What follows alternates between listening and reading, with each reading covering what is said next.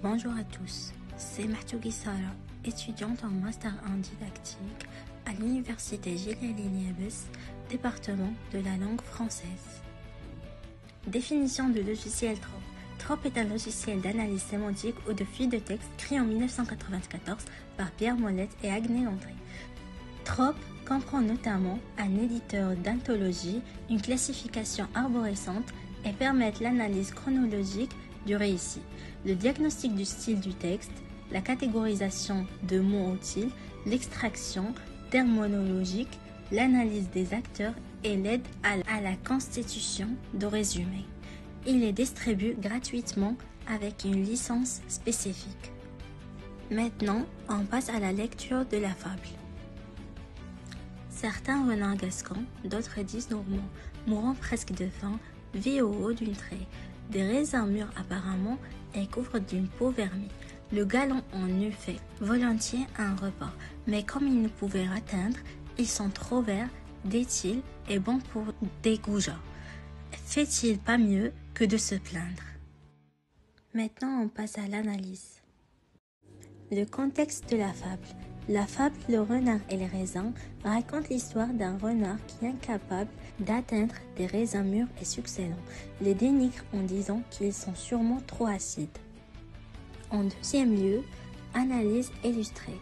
Cadre du scénario, l'illustration pourrait montrer un vignoble luxuriant avec des raisins suspendus à une vigne.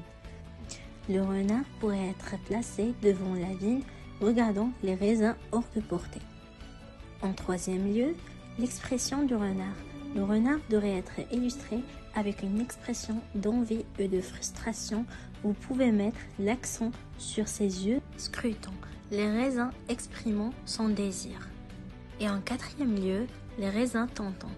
Les raisins eux-mêmes devraient être représentés comme des fruits juteux et appétissants, accentuant le désir de renard et renforçant la valeur des raisins.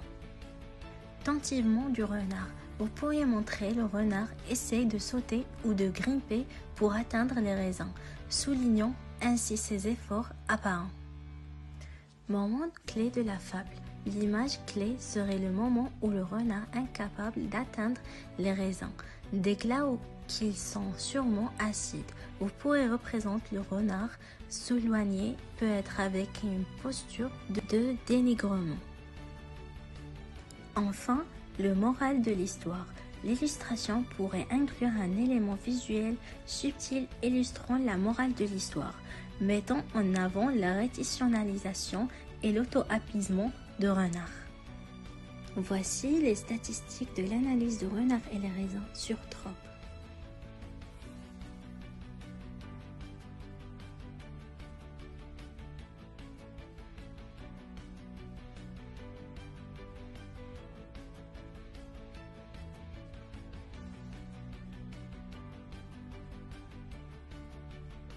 À l'aide de ces statistiques, j'ai fait cette analyse sémantique. Tout d'abord, on commence par les verbes. Le verbe dénigrer. Le renard utilise ce verbe en dénigrant les raisins pour justifier son incapacité à les atteindre. Le verbe sauter. Le renard tente probablement de sauter pour atteindre les raisins. Le verbe se convaincre. Le renard se convainc que les raisins sont sûrement acides pour apaiser son désir inassouvi. Maintenant, on passe à les adjectifs. L'adjectif acide. Le renard qualifiait les raisins de sûrement acides pour justifier son manque d'accès. L'adjectif inaccessible. Les raisins hors de portée du renard pouvant être décrits comme inaccessibles. Maintenant, on passe à les outils de style. L'ironie.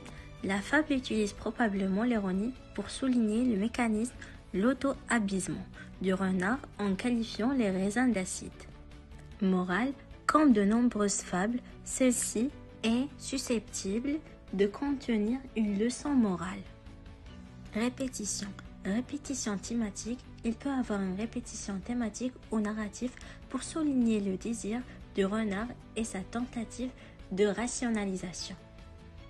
Finalement, la comparaison. Comparaison implicite, la fable peut être inclure une comparaison implicite entre le désir du renard pour les raisins et sa réaction face à l'inaccessibilité. Merci de votre attention. Au revoir.